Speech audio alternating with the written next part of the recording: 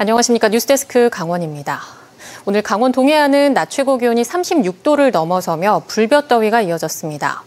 곳곳에서 밤 기온이 25도를 넘어서는 열대야까지 겹쳐 밤낮 없는 무더위가 이번 주 내내 기승을 부릴 전망입니다. 이준호 기자입니다. 뜨거운 햇살이 내리쬐는 강릉 경포 해변. 튜브를 탄 피서객이 더위를 조금이라도 더 식히려 물을 적신 수건을 머리에 감쌉니다. 이제 본격적으로 좀 더워지지 않을까라는 생각에 저희도 이제 이런 강릉 해수욕장 찾아온 것도 있습니다. 오늘 영동 지역의 낮 최고 기온은 양양 하조대 36.7도를 최고로 강릉 36.2, 속초 중앙 35.9도. 지금 시간은 오후 2시 50분인데요. 바닷바람이 꽤 불고 있는데도 온도는 35도 안팎을 가리키고 있습니다. 뜨거운 햇볕을 피해 소나무 그늘에서 쉬는 피서객도 적지 않습니다. 저기 나갔다 왔는데 너무 뜨거워서 여기서 한 1시간 남짓했는데 땀도 다 씻고. 도심도 무덥기는 마찬가지. 헬멧을 쓰고 하루 종일 밖에서 일하는 오토바이 배달원들은 더위에 더 취약합니다. 물수건으로 닦기도 하고 하이바 속에도 물 타가지고 수건 같은 거 넣어가지고 다니고 이랬습니다. 강원지방기상청은 한반도의 북태평양 고기압이 위치하면서 당분간 무더위가 이어질 것으로 전망합니다. 이번 주 내내 영동 지방은 최고 체감 온도가 33도에서 35도 내외로 올라 매우 무더운 곳이 많겠고, 또 강릉이 20일부터 이틀째 열대야 현상이 나타났다며 이번 주에는 영동 지역 곳곳에서 열대야가 이어질 것이란 전망도 나옵니다. MBC 뉴스 이준호입니다. 불법 선거운동과 뇌물수수 혐의로 기소된 신경호 강원도 교육감의 재판이 2년여 만에 마무리됐습니다. 검찰은 신 교육감에게 직위 상실에 해당하는 징역 3년을 내려달라고 요청했고 신 교육감 측은 무죄를 주장했습니다. 선고는 9월입니다. 나금동 기자입니다.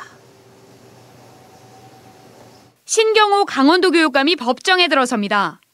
검찰 구형에 앞서 신 교육감은 그동안의 심경을 짧게 밝혔습니다.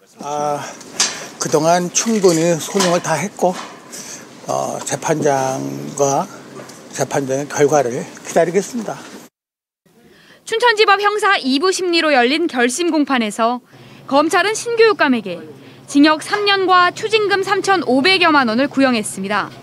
전 대변인 이모 씨에게도 징역 3년, 전직 교사 한모 씨에게는 벌금 500만 원, 선거자금을 건넨 교장과 건축업자 등 3명에게는 각각 징역 6개월을 구형했습니다.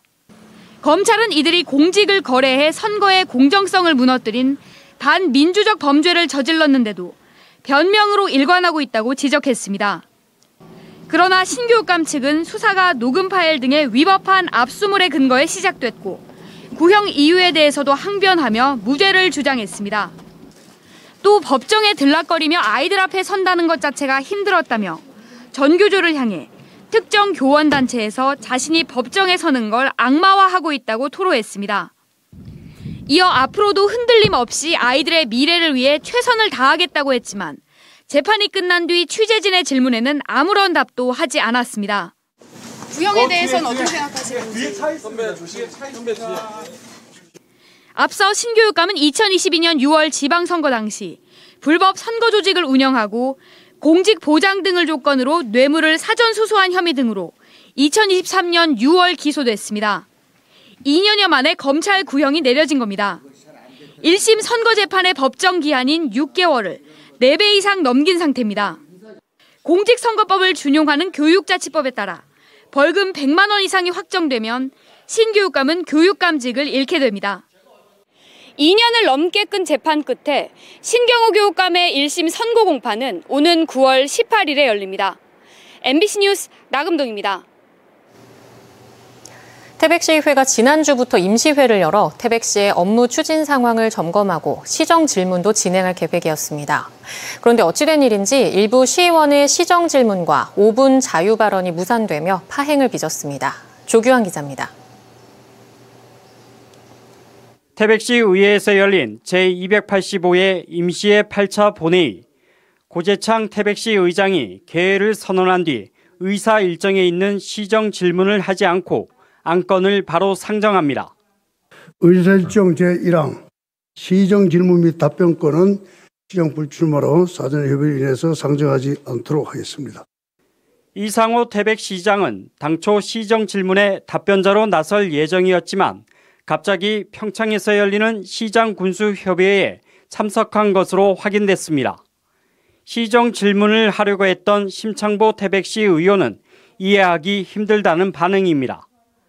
장성광업소 폐광 이후 태백시의 현안 사업들이 어떻게 진행되는지 시민들이 궁금해하는 점에 대해 시장 얘기를 듣고자 했는데 무산됐다는 겁니다. 시장에게 물어보고 또 태백 시민들이 그 부분에서 알 권리가 있어서 시장들 통해서 답변을 들으려 했는데 갑자기 시장군수 회의에 참석한다 해서 오늘 무산됐습니다. 도저히 이해가 안 갑니다. 이상호 시장은 본회의에 앞서 시의장을 찾아와 불출석 의사를 전하고 양해를 구한 것으로 알려졌지만 일부 시의원들은 석연치 않은 기색입니다. 이번 주 공지한 태백시장 일정에 시장군수협의회 참석이 없었던 데다 태백시장은 정작 회의장에도 좀 늦게 도착한 것으로 전해졌습니다. 이에 대해 이상호 태백시장은 시정 질문을 피할 이유도 없고 본회의에 출석할 수도 있었지만 시의회 내부 사정이 있었던 것 같다는 정반대의 입장을 밝혔습니다. 여기에다 이번 본회의에서 일부 시의원이 5분 자유 발언을 신청했지만 이조차도 허락되지 않는 일이 생겼습니다. 이 때문에 신상 발언이 이어지면서 어색한 분위기가 연출됐습니다. 본 의원이 7월 14일 날 5분 발언 신청서를 제출을 했는데 오늘 요청을 했는데 오늘 상정은 하지 않았습니다. 특별한 이유를 말씀해 주시면 감사하겠습니다. 그거는 우리가 간담회에서 다시 논의하는 거로 하겠습니다. 태백시와 시의회는 다음 달 임시회에서 시정 질문과 답변을 할 수 있다는 입장이지만 두 기관의 불협화음이 총체적인 난맥상으로 이어지고 있다는 지적이 나오고 있습니다. MBC 뉴스 조규환입니다. 영월 동강사진박물관이 올해로 개관 20주년을 맞았습니다.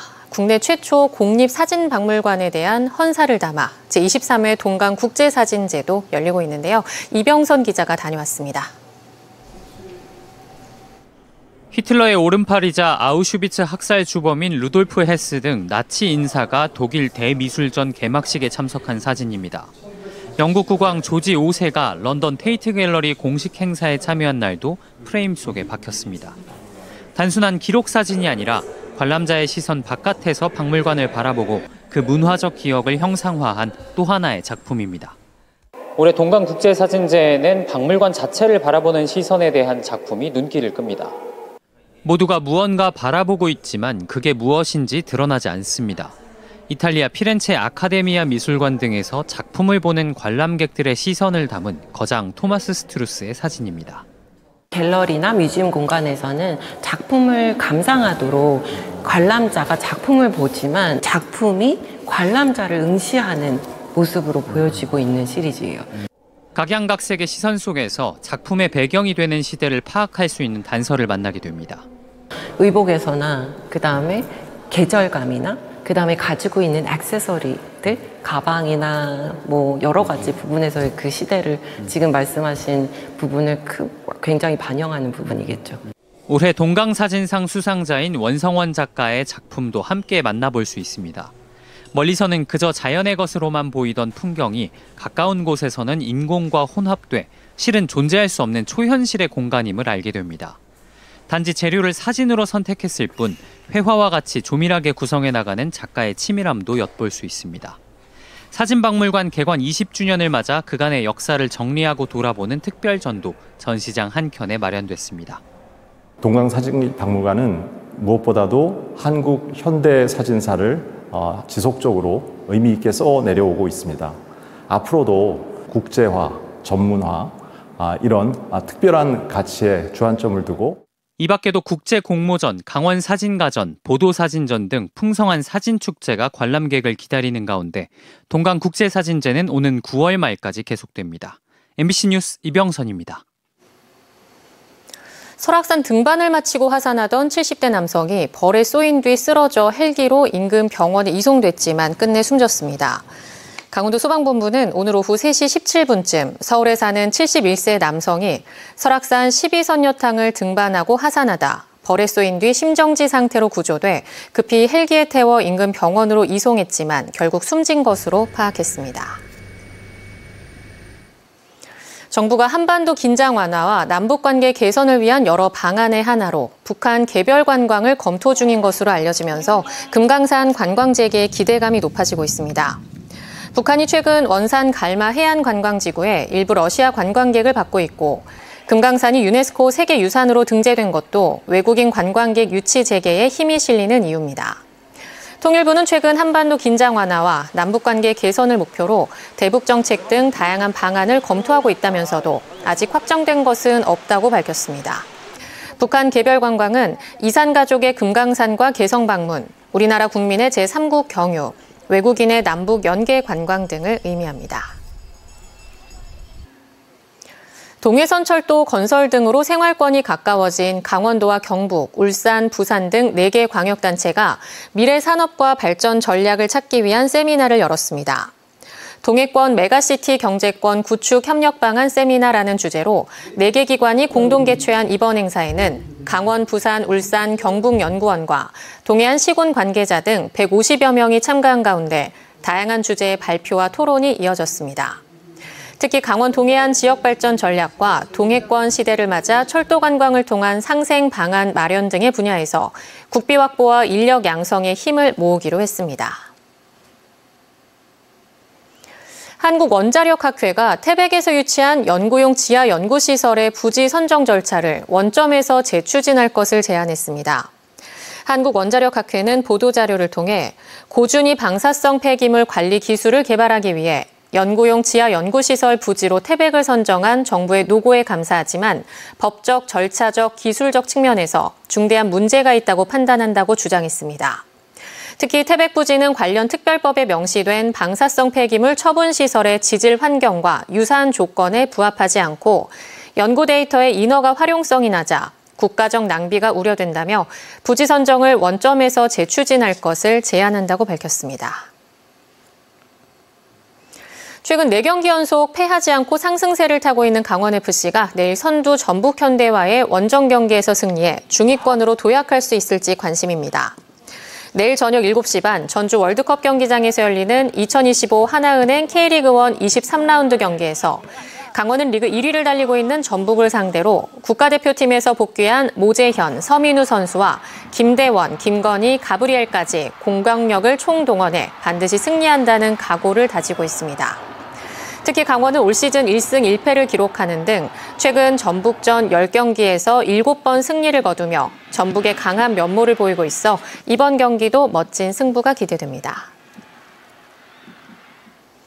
강원 동해시를 대표하는 해수욕장인 망상해수욕장과 추암해수욕장이 이번 주 금요일부터 다음 달 3일까지 열흘 동안 운영 시간을 1시간 연장합니다. 이에 따라 기존 오후 6시까지였던 운영 시간이 오후 7시로 늘어납니다. 이 기간 동안에는 추암해수욕장 조각공원에 특화 조명을 설치해 빛과 예술이 어우러진 조형물 등을 감상할 수 있게 됩니다. 또 오는 30일부터 이틀 동안 추암해수욕장과 다음 달 1일부터 나흘 동안 망상해수욕장에선 비치 페스티벌이 열려 다채로운 공연을 선보일 계획입니다. 비는 그쳤지만 강릉 오봉저수지 저수율이 소폭 올랐습니다. 한국농어촌공사에 따르면 오늘 강릉 오봉저수지 저수율은 36.6%로 어제보다 0.3%포인트 높아졌습니다. 강릉 지역 평균 저수율은 44.3%로 어제보다 0.7%포인트 높아졌지만 여전히 도내에서 가장 낮고 삼척 지역은 48%로 어제보다 0.2%포인트 줄었습니다. 도내 평균 저수율은 68.4%로 전국 평균 77.4%에는 못 미쳤지만 평년 수준을 회복했습니다. 도내 폐광 지역 정책의 패러다임을 바꿔야 한다는 주장이 제기됐습니다. 강원연구원은 1995년 폐광 지역 개발 지원에 관한 특별법 제정 이후 30년 가까이 지원이 이어졌음에도 폐광 지역은 여전히 인구가 줄고 산업 공백이 발생하고 있다며 단순한 지원 대상이 아닌 미래 산업 전환의 테스트베드로 설정해 차별적인 전략을 마련할 것을 주문했습니다. 강원뉴스 마칩니다. 시청해주신 여러분 고맙습니다.